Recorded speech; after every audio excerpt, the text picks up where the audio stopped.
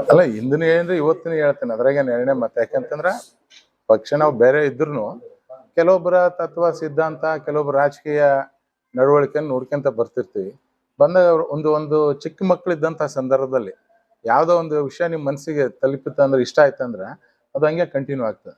ನಮ್ಮ ತಂದೆಯವರು excise deputy superintendent ಆಗಿ ರಿಟೈರ್ಡ್ ಆದ್ರು. ಎಕ್ಸೈಜ್ ಇನ್ಸ್ಪೆಕ್ಟರ್ ಇದ್ದಂತ ಸಂದರ್ಭದಲ್ಲಿ ಅವರು ಅಲ್ಲಿ ಬಸವೇಶ್ವರ ನಗರದಲ್ಲಿ ಕೆಲಸ ಮಾಡ್ತಾರೆ. ಬೆಂಗಳೂರು ಬಾಪೋರು ಬಸವೇಶ್ವರ ನಗರ ಕೆಲಸ ಮಾಡ್ತಾರೆ. ಅವ್ರಿಗೆ ನಾವು ಅವಾಗ ಭೇಟಿ ಹಾಕಿ ಹೋಗ್ತಿದ್ವಿ. ಸ್ಕೂಲ್ ಹಾಲಿಡೇಸ್ ಇದೆ, ನಾವು ಗುಲ್ಬರ್ದಾಗ ಓದ್ತಿದ್ವಿ. ಹೋದಾಗ ಬೆಟ್ಟ ಹಾಕೋದು ಸಿದ್ದರಾಮಯ್ಯ ಸಾಹೇಬ್ರ ಮನೆ ಅಲ್ಲೇ ಆಫೀಸ್ ಪಕ್ಕದಲ್ಲೇ ಮನೆ ಬರ್ತಿತ್ತು. ಸುಮ್ಮನೆ ಹೋಗಿ ನೋಡ್ಕೊಂಡು ನಿಂದಿರ್ತಿದ್ವಿ. ಅವಾಗ ಚಿಕ್ಕ ಮಕ್ಕಳು ನಾವೆಲ್ಲ ಸಣ್ಣ ಹುಡುಗರು SLC ಮುಗಿದು PUC ಓದಂತ ಸಂದವರು ಚಿಕ್ಕ ಹುಡುಗರು ನೋಡೋಣ ಅವರು ಒಂದ್ ಕುತೂಹಲ ನೋಡಮ್ಮ ಯಾರು ಅಂತಂದು ಒಂದ್ 2-3 ಸಾರಿ ಸಿದ್ದರಾಮಯ್ಯ ಸಾಹೇಬ್ರು ಅಬ್ಸರ್ವ್ ಮಾಡಿದ್ರು. ಒಂದ್ಸರಿ ಕರ್ಕೊಂಡೋಗಿ ಅವ್ರ ಮನೆಗೆ ಹೋಗಿ ನಂಗೆ ಟಿಫಿನೇ ಮಾಡ್ಸಿದ್ರು. ಬಾರೋ ಯಾರೋ ನೀನು ಅಂತಂದ್ರು. ಸರ್ ಹಿಂಗೆ ನಾನು ಶಂಭನ್ಗೌಡ ಮೀಸಿಗೌಡ ಮಗ ನೀನ್ ಅಂತಂದ. ನಮ್ಮ ಅಪ್ಪ ಸ್ವಲ್ಪ ಮೀಸಿ ಫೇಮಸ್ ಇದ್ರು. ಅವಾಗಿಂದ ಒಂದ್ ಮನ್ಸಿನಾಗ ಒಂದು ಪ್ರೀತಿ ಅಂದ್ರೆ ರಾಜಕೀಯ ನಾವು ಬರ್ತೀವಿ ಅಂತ ಕನಸು ಕಂಡಿದಲ್ಲ. ಅವಾಗಿಂದ ಅವ್ರ ಅಣ್ಣನ ಒಂದು ಚಿಕ್ಕ ಮಕ್ಕಳನ್ನ ಕರೆಸಿ ಟಿಫಿನ್ ಮಾಡಿಸ್ತಿರಲ್ಲಪ್ಪ ಅಂತಂದು ಬಾಳ ಪರಿಣಾಮ ಬೀರುತ್ತ ಅವ್ರು. ಅವಂಗಾಗಿ ಅವ್ರ ಮೇಲೆ ನಾವು ಅಷ್ಟೊಂದು ಪ್ರೀತಿ ತೋರಿಸಿದ್ವಿ. ನಿನ್ನೆ ನಿಜಕ್ಕೂ ಮನ್ಸಿಗೆ ಬಹಳ ಬೇಜಾರಾಯ್ತು ಮೊನ್ನೆ. ಯಾಕಂದ್ರೆ ಇವತ್ತು 134 136 ಸ್ಥಾನ ಏನಾದ್ರು ಕಾಂಗ್ರೆಸ್ ಬರಬೇಕಾದ್ರೆ ಅದು ಕಾರಣೀಭೂತರು ಸಿದ್ದರಾಮಯ್ಯ ಸಾಹೇಬ್ರು. ಸಿದ್ದರಾಮಯ್ಯ ಸಾಹೇಬ್ರು ಬಿಟ್ಟು ಎಲೆಕ್ಷನ್ಗೆ ಇವ್ರು ಹೋಲಿ.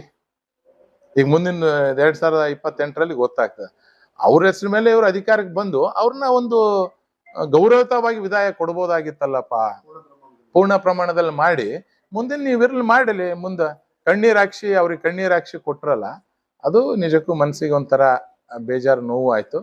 ಅದ್ರ ಪರಿಣಾಮ ಏನಂದ್ರೆ ಸಿದ್ದರಾಮಯ್ಯ ಸಾಹೇಬ್ರಿಗೆ ಏನ್ ಕಣ್ಣೀರ್ ಹಾಕ್ಸಿ ಇವರು ರಾಜೀನಾಮೆಯನ್ನು ಕೊಡ್ಸಿದ್ರು, ಅದು ಪರಿಣಾಮ ಅನುಭವಿಸ್ತಾರೆ. ಯಾಕಂತಂದ್ರೆ ಒಂದು ಯುಗ ಪುರುಷರು ಅಂತಂದ್ರೆ ತಪ್ಪಾಗಲ್ಲ. ಯಡಿಯೂರಪ್ಪ ಸಾಹೇಬ್ರಾಯ್ತು, ಸಿದ್ದರಾಮಯ್ಯ ಸಾಹೇಬ್ರಾಯ್ತು, ದೇವೇಗೌಡ ಸಾಹೇಬ್ರು ಒಂಥರ ಯುಗ ಪುರುಷರು ಇವರು. ಅವರ ಒಂದು ರಾಜಕೀಯ ಲೆಜೆಂಡ್ರಿ ನಾಯಕರು. ಅವ್ರಿಗೆ ರಾಜಕೀಯ ಅಂತ ನಾವು ನೋಡ್ರಿ ಒಂದು ದೊಡ್ಡ ಮಿಸ್ಟೇಕ್ ಮಾಡಿದ್ವಿ ಬಿಜೆಪಿ ಅವರು. ಯಡಿಯೂರಪ್ಪ ಸಾಹೇಬ್ರಿಗೂ ನಾವು ಅವತ್ತು ಮಧ್ಯ ಇದರಲ್ಲಿ ರಾಜೀನಾಮೆ ಕೊಡಿಸಿ ಅದ್ರ ಅನುಭವ ನಾವು ಈಗ ಅನುಭವಿಸಕತ್ತೀವಿ. ಎಲ್ಲ ವಿರೋಧ ಪಕ್ಷದಲ್ಲಿ ಕುಂತ ಅನುಭವಿಸಕತ್ತಿದ್ವಿ. ಆ ಕೆಲಸ ಮುಂದೆ ಕಾಂಗ್ರೆಸ್ ಹಾಗೆ ಆಗ್ತದೆ. ಇವತ್ತೇನೋ ಬಹಳ ಖುಷಿಯಲ್ಲಿ ಇರ್ಬೇಕು ಕೆಲವು ಜನ, ಏನಪ್ಪಾ ಸಿದ್ದರಾಮಯ್ಯ ಸಾಹೇಬ್ ಇಳಿಸಿ ಇವ್ರನ್ನ ಬೇರೆಯವ್ರನ್ನ ಮುಖ್ಯಮಂತ್ರಿ ಮಾಡಕತ್ತೀವಿ ಅಂತ. ಬಟ್ ಆ ಸಿದ್ದರಾಮಯ್ಯ ಸಾಹೇಬ್ರು ಅಂತಂದ್ರೆ ಅದು ಚಾಪೆ ಬೇರೆ, ಅವ್ರ ಹೆಸರೇ ಬೇರೆ. ಅವ್ರು ಐಂದ ವರ್ಗಕ್ಕೆ ಒಂದು ಮೇರು ನಾಯಕರು. ಮತ್ತೆ ಇನ್ನು ನಾವು ಹಿಂತಿರುಗಿ ನೋಡಿದಾಗ ಇನ್ನೂ 10-20 ವರ್ಷ ಮುಖ್ಯಮಂತ್ರಿ ಆಗಂತ ಫಿಟ್ ಕ್ಯಾಂಡಿಡೇಟ್ ಐಂದದಲ್ಲಿ ಕಾಣ್ತಿಲ್ಲ. ಆ ಪರಿಸ್ಥಿತಿ ಅಂತದ್ರಲ್ಲಿ ಈಗ ಅವ್ರ ಹೆಸರು ಮೇಲೆ ನೀವು 136 ಗೆದ್ದು ಅವರು ಒಂದು ಮುಖ್ಯಮಂತ್ರಿ ಮಾಡ್ತೆ ಅಂತೇಳಿ ಕಾಂಗ್ರೆಸ್ ಅನೌನ್ಸ್ ಮಾಡಿ ಗೆದ್ದು ಇವತ್ತು ಅವ್ರನ್ನ ಹಿಂಗ ಮಧ್ಯದಲ್ಲೇ ಇಳಿಸ್ಬಾರ್ದಾಗಿತ್ತು. ಈ ಕರೆಸಿ ಏಕಾಏಕ ಇದರಲ್ಲಿ ಕರೆಸಿ ಡೆಲ್ಲಿಯಲ್ಲಿ ಕರೆಸಿ 7 ತಾಸು ಮೀಟಿಂಗ್ ಮಾಡಿ ಅವ್ರು ನೋಡ್ರು ಒಳ್ಳೆ ಮನುಷ್ಯ ಪಾಪ. ಒಂದೇ ಅಷ್ಟೇ ಅಂದ್ಮೇಲೆ ಮನ್ಸಿಗೆ ಎಷ್ಟೇ ಭಾರ ಆದ್ರೂ ನೋವಾದ್ರು ಇವತ್ತು ರಾಜೀನಾಮೆ ಕೊಡುವಂತ ಕೆಲಸ ಮಾಡಿದ್ರು. ಇವತ್ತು ನೋಡ್ರಿ ಗ್ರಾಮ ಪಂಚಾಯತಿ ಬಿಡ್ಬೇಕಾದ್ರು ಅಧ್ಯಕ್ಷ ಬಿಡ್ಬೇಕಾದ್ರೆ ಎಷ್ಟು ಯೋಚನೆ ಮಾಡ್ತಾರೆ, ಎಷ್ಟು ಇದು ಮಾಡೋಕೆ ಎಷ್ಟು ಫೈಟ್ ಮಾಡ್ತಾರೆ. ಅದಕ್ಕೆ ಈಗ ನೋಡ್ರ ಈಗ ನೀವು ಮೆಚ್ಕೊಂತಿರಲ್ಲ, ನಾವು ಸಿದ್ದರಾಮಯ್ಯ ಸಾಹೇಬ್ರು ಅಭಿಮಾನಿ ಅಂತಂದ್ರೆ ಮೆಚ್ಕೊಂತಿರಲ್ಲ. ಅದೇ ಕಾಟ ಕೊಟ್ಟು ಹಂಗ ಬ್ಲಾಕ್ ಮೇಲ್ ಮಾಡಿ ಎಷ್ಟ್ ಜನ ರೀ 136 ಜನದಾಗ ನಮ್ ಕೇಳಿದ ಪ್ರಕಾರ 126ಕ್ಕಿಂತ ಹೆಚ್ಚು ಜನರು 120ಕ್ಕಿಂತ ಹೆಚ್ಚು ಜನ ಸಿದ್ದರಾಮಯ್ಯ ಸಾಹೇಬ್ರೆ ಮುಖ್ಯಮಂತ್ರಿ ಇರ್ಲಿ ಅಂತ ಹೇಳಿ ಹೇಳ್ದಂತವ್ರು. ಇವತ್ತಿಗೂ 100ಕ್ಕಿಂತ ಹೆಚ್ಚಿನ ಶಾಸಕರು ಸಿದ್ದರಾಮಯ್ಯ ಸಾಹೇಬ್ರು ಇರ್ಲಿ ಅಂತ ಹೇಳ್ತಾರೆ. ಅಂದ್ರೂ ಒಂದೇ ಮಾತಿಗೆ ಹೈಕಮಾಂಡ್ ಅವ್ರಿಗೆ ಅಷ್ಟು ಫೋರ್ಸ್ ಮಾಡಿದ್ಮೇಲೆ ರಾಜೀನಾಮೆ ಕೊಟ್ಟಿದ್ದಾರೆ. ಅದೇನು ನಿಜಕ್ಕೂ ಮುಂದಿನ ದಿನಗಳಲ್ಲಿ ಕಾಂಗ್ರೆಸ್ ಪಕ್ಷಗೆ ಒಳ್ಳೇದಾಗಂಗಿಲ್ಲ.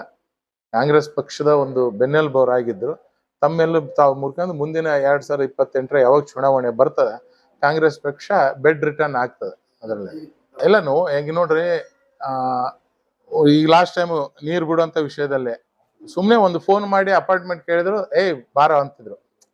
ಫೋನ್ ಹಚ್ಚಿ ಕೇಳಿದ್ರೆ ಪ್ರೀತಿಯಿಂದ ಅಲ್ಲ ಬಾಳ ಅವರು ಪ್ರೀತಿಯಿಂದ ರಾಜುಗೌಡ ಬಾರೋ ಅಂತಂದು ಹೆಗಲ ಮೇಲೆ ಕೈ ಹಾಕ್ಯಂದು, ಈಗ ಯಡಿಯೂರಪ್ಪ ಸಾಹೇಬ್ರು ಮೊಮ್ಮಗನ ಮದುವೆಯಲ್ಲಿನು ನೋಡಿ ಹೆಗಲ ಮೇಲೆ ಕೈ ಹಾಕ್ಯಂದು ಬಾರೋ ಅಂತಂದು ಕರ್ಕೊಂಡ್ ಹೋಗ್ತಿದ್ರು. ಮತ್ತು ಅವ್ರ ಪಕ್ಷದವರಿಗೆ ಒಂದೊಂದ್ ದಿನ 2-2 ದಿನ ಅಪಾಯಿಂಟ್ಮೆಂಟ್ ಕೊಡ್ಲಂತ ಕೆಲವೊಂದ್ ಸಂದರ್ಭದಲ್ಲಿ ಅವ್ರ ಪಕ್ಷ ಶಾಸಕರಿಗೆ ಕೊಟ್ಟಿದ್ದಿಲ್ಲ. ನಾನು ತಕ್ಷಣ ಫೋನ್ ಮಾಡಿದೆ, ಬಂದ್ಬಿಡೋ ಅಂದ್. ಸರ್ ಹಿಂಗ್ ಲೀಡರ್ಸ್ಗಳು ಕರ್ಕೊಂಡ್ ಬರೋದ ಬಾರೋ ಅಂತಂದು ಕರ್ಕೊಂಡು ಎಲ್ಲಾ ಲೀಡರ್ಸ್ಗಳು ಭೇಟಿ ಆದ್ವಿ. ಅಂದ್ರ ಎಲ್ಲರ ಕಂಡಾಗ ನಂಗೆ ಅಷ್ಟೇ ಪ್ರೀತಿ, ಕೈ ಹಿಡ್ದು ಮಾತಾಡ್ಸಿ ಬಹಳ ಪ್ರೀತಿಯಿಂದ ಒಂದು ರಾಜು ಹೆಂಗಿದೆ ಅಂತಂದ್ರು. ಬೇರೆಯವರು ಸರ್ ನೀವು ರಾಜುಗೌಡನ ನೀವು ಕಾಂಗ್ರೆಸ್ ಕರ್ಕೊಂಡ್ಬಿಡ್ರಲ್ಲ ನಿಮ್ ಇಷ್ಟ ಆತ್ಮಹತ್ಯೆ ಅನ್ನಲ್ಲ ಅಂತ ಅಂದಾಗ ವಿಧಾನಸೌಧದಲ್ಲಿ ಅವ್ರು ಉತ್ತರ ಕೊಟ್ರು. ರಾಜುಗೌಡನು ಒಬ್ಬ ಬಿಜೆಪಿಯಲ್ಲಿ ಒಬ್ಬ ಸೀನಿಯರ್ ಲೀಡರ್ ಅಪ್ಪ. ಈಗ ರಾಜುಗೌಡ್ರಿಗೆ ಹಂಗೆ ಮಾತಾಡ್ಬೇಡ್ರಿ, ಅವನು ತನ್ನ ಶಕ್ತಿ ಮೇಲೆ ಬೆಳೆಯಕತ್ತಾನ, ಇರ್ಲಿ ನಮ್ಮ ಹುಡುಗನ ಅದನ್ನು ಬಿಜೆಪಿಯಲ್ಲಿ ಇರ್ಲಿ, ಒಳ್ಳೆ ಯುವಕ ಅಂತೇಳಿ ನಮಗೂ ಬೆನ್ ತಟ್ಟ ಕೆಲಸವನ್ನು ಪಾಪ ಅವ್ರು ಮಾಡಿದ್ದಾರೆ. ಸರ್, ನನ್ಗೆ ವೈಯಕ್ತಿಕವಾಗಿ ನೋವಾಗಿದೆ. ಯಾಕೆಂತಂದ್ರೆ ಅವ್ರೊಬ್ರು ಕಷ್ಟಪಟ್ಟು ಇಷ್ಟೆಲ್ಲ ಪಕ್ಷವನ್ನ ಕಟ್ಟಂತ ಕೆಲಸವನ್ನು ಮಾಡಿದ್ರು. ಪಕ್ಷವನ್ನ ನೋಡ್ರಿ, ಕೈಗೆ ಬಂದ ಮಗ ರಾಕೇಶ್ ಅವರು ಒಂದು ಅಕಾಲಿಕ ಸಾವಿನಿಂದ ಯಾರು ಹೊರಗೆ ಬರಕ್ ಯಾರ ತಂದೆನೂ ಹೊರಗೆ ಬರಸ ಅಷ್ಟಿದ್ರು ಕಷ್ಟಪಟ್ಟು ಅವರು ಬಿಜೆಪಿಯನ್ನ ನಾವು ಅಧಿಕಾರದ ಇದ್ರು ನಮ್ ಕೆಳಗಿಳಿಸಿ ಕಾಂಗ್ರೆಸ್ ಅಧಿಕಾರ ತರಕ ಬಹಳಷ್ಟು ಪರಿಶ್ರಮ ಪಟ್ಟಂತ ನಾಯಕರು. ಅಂತವ್ರೆಲ್ಲಾರು ಒಂದ್ಸರಿ ಏನ್ ಅನಿಸ್ತದೆ, ಒಂದು ಏಜ್ ಆದ್ಮೇಲೆ ಒಂದು ಇದಾದ್ಮೇಲೆ ಅವೆಲ್ಲವನ್ನೂ ಕೆಲವ್ರು ಮರಿತಾರಲ್ಲಪ್ಪ ಅನ್ನೋದು ಒಂಥರ ಮನ್ಸಿಗೆ ಬೇಜಾರು. ಅವ್ರು ಏನ್ ಪರಿಶ್ರಮ ಪಟ್ಟಿದ್ರು ಪಕ್ಷ ಅಧಿಕಾರ ತರಕ ಅಂತವೆಲ್ಲವನ್ನೂ ಮರಿತಾರಲ್ಲಪ್ಪ ಅಂತ ಒಂದು ಬೇಜಾರನು ಇದೆ. ಏನು ಮುಂದಿನ ದಿನದವರೆಗೂ ಸಿದ್ದರಾಮಯ್ಯ ಸಾಹೇಬ್ರಿಗೆ ಒಳ್ಳೇದಾಗ್ಲಿ, ಅವ್ರ ಮಾರ್ಗದರ್ಶನ ರಾಜ್ಯಕ್ಕೆ ಸಿಗ್ಲಿ ಅಂತ ಬೇಡ್ಕೊಂತೀವಿ. ಸಿದ್ದರಾಮಯ್ಯ ಸಾಹೇಬರು 2013ರಿಂದ 2018ರಲ್ಲಿ ಬಹಳ ಅದ್ಭುತವಾಗಿ ಕೆಲಸ ಮಾಡಿದ್ರು. ಯಾಕಂದ್ರೆ ಅವ್ರಿಗೆ ಫ್ರೀಡಮ್ ಆಗಿ ಬಿಟ್ರು, ಈ ಫ್ರೀ ಹ್ಯಾಂಡ್ ಬಿಟ್ರು. ಈಗ ಏನ ಈ 3 ವರ್ಷದಲ್ಲಿ ಅವ್ರಿಗೆ ಎಷ್ಟು ಸಾರಿ ಸಿಎಂ ಚೇಂಜ್ ಆಗ್ತಂತ ನಿಮ್ಮ ಮಾಧ್ಯಮದಲ್ಲಿ ಬಂದಿಲ್ಲ ಹೇಳ್ರಿ. ಎಷ್ಟು ಸಾರಿ ಡೆಲ್ಲಿಗೆ ಶಿವಕುಮಾರ್ ಅವರು ಡಿ ಕೆ ಶಿವಕುಮಾರ್ ಅವರು ಹೋದಾಗೆಲ್ಲ ಇವ್ರು ಕುರ್ಚಿ ಅಳ್ಳಾಡಂತ ಸಂದರ್ಭದಲ್ಲಿ ಯಾರಿಗಾದ್ರೂ ಕೆಲಸ ಮಾಡಕ್ ಆಗಂಗಿಲ್ಲ. ಹಂಗಾಗಿ ಈ ಸರಿ ಅಷ್ಟು ಕೆಲಸ ಫಸ್ಟ್ ಡೇ ಇಂದ ಸ್ಟಾರ್ಟ್ ಆದಗೋಸ್ಕರ ಅವರಿಗೆ ಫುಲ್ ಫ್ಲೆಜ್ ಆಗಿ ಕೆಲಸ ಮಾಡಕ್ ಆಗ್ಲಿಲ್ಲ. ಹಂಗಾಗಿ ಅವರು ಸ್ವಲ್ಪ ಮನ್ಸಿನೊಂದನು ಒಂದು ರಾಜೀನಾಮೆ ಕೊಟ್ಟಿರ್ಬೋದು. ಯಾಕೆ ಆಯ್ತು ಬಿಡಪ್ಪ, ಕಿರಿಕಿರಿ ಯಾರ ತಪ್ತಲ್ಲ ಅಂತಂದು ಅವ್ರಿಗೆ ಫ್ರೀ ಹ್ಯಾಂಡ್ ಆಗಿ ಬಿಟ್ಟರೆ ಒಳ್ಳೆ ಕೆಲಸ ಮಾಡ್ತಿದ್ರು. ಫ್ರೀ ಹ್ಯಾಂಡ್ ಆಗಿ ಬಿಟ್ಟಿಲ್ಲ ಅಂದ್ಮೇಲೆ ಅಭಿವೃದ್ಧಿ ಕುಂಠಿತ ಆಗಿಬಿಟ್ಟವ. ಬರೀ ನೀವು ಗ್ಯಾರಂಟಿಗಳು ಬಿಟ್ರೆ ಬೇರೆ ಏನು ಕೆಲಸ ಆಗ್ತಿಲ್ಲ. ಇವತ್ತು ನೀವು ಯಾವ ನೋಡ್ರಿ, ಒಂದು ರಸ್ತೆ ಸರಿಯಾಗಿದೆ, ಒಂದು ರಸ್ತೆ ಸರಿ ಇಲ್ಲ, ವಿದ್ಯುತ್ ಸಂಪರ್ಕ ಸರಿ ಇಲ್ಲ, ಏನೇನು ಹಾಸ್ಪಿಟ್ಲ್ ಆಗಿ ಯಾವ್ದು ವ್ಯವಸ್ಥೆ ಸರಿ ಇಲ್ಲ. ಎಲ್ಲ ಆಡಳಿತ ಇದನ್ನೇ ಯಂತ್ರನೇ ಕುಂಠಿತವಾಗಿಬಿಟ್ಟಿದೆ. ಯಾರಿಗೂ ಯಾವ ಮಿನಿಸ್ಟ್ರಿಗೂ ನಾನೇ ಉಳಿತೇನೆ ಇಲ್ಲ ಅಂತ ಗೊತ್ತಿಲ್ಲ. ಜಿಲ್ಲಾ ಉಸ್ತುವಾರಿ ಸಚಿವರು ಯಾವ ಜಿಲ್ಲೆಯಲ್ಲಿ ಉತ್ಸಾಹದಿಂದ KDP ಮೀಟಿಂಗ್ನು ಮಾಡಿದ್ ನೀವು ನೋಡಿಲ್ಲ. ಹಂಗಾಗಿ ಎಲ್ಲರೂ ನಿರುತ್ಸಾಹವಾಗಿ ಕೆಲಸ ಮಾಡಿದ್ದಾರೆ.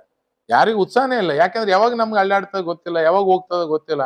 ಒಂಥರ ಹೆಂಗಾಗಿಬಿಟ್ಟಿದೆ ಅಂದ್ರೆ ಕ್ಯಾನ್ಸರ್ ಬಂದು ಡಾಕ್ಟರ್ ಇಷ್ಟು ಸಮಯದಲ್ಲಿ ನೀ ಯಾವಾಗೋ ಸಾಹಿತ್ಯಪ್ಪ ಅಂತ ಹೇಳ್ಬಿಡ್ತಾರಲ್ಲ ಪೇಷಂಟ್ಗಳು, ಯಾವಾಗ ಸಾಹಿತ್ಯ ಅಂತ ಚಿಂತೆ ಮಾಡ್ದ ಹಂಗ ಟೆನ್ಷನ್ನಾಗೆ ಏನು ಮುಂದೆ ತಲೆನೇ ಓಡ್ಲಾರ್ದಂಗ ಇವ್ರದ್ದು ಈ ಟೆನ್ಷನ್ನಾಗೆ ಕುರ್ಚಿ ಇವತ್ತು ಅಳ್ಳಾಡ್ತಾ ನಾಳೆ ಅಳ್ಳಾಡ್ತಾ. ಇವತ್ತು ನನಗ್ ಕೇಳಿದ್ರೆ ಅಂದ್ರೆ ಈ 3 ವರ್ಷದಲ್ಲಿ ಸಿದ್ದರಾಮಯ್ಯ ಸಾಹೇಬರು ನೆಮ್ಮದಿಯಿಂದ ಯಾವತ್ತು ಮಕ್ಕಂದಾರ ರಿಸಿಗ್ನೇಷನ್ ಕೊಟ್ಟ ಮೇಲೆ ಮಕ್ಕಂದಿರ್ಬೋದು ಹೊರತಾಗಿ ಅಲ್ಲಿವರೆಗೆ ಅವ್ರು ನೆಮ್ಮದಿಯಿಂದ ಮಲ್ಗಾಕಂತೂ ಕಾಂಗ್ರೆಸ್ ಪಕ್ಷ ಬಿಟ್ಟಿಲ್ಲ.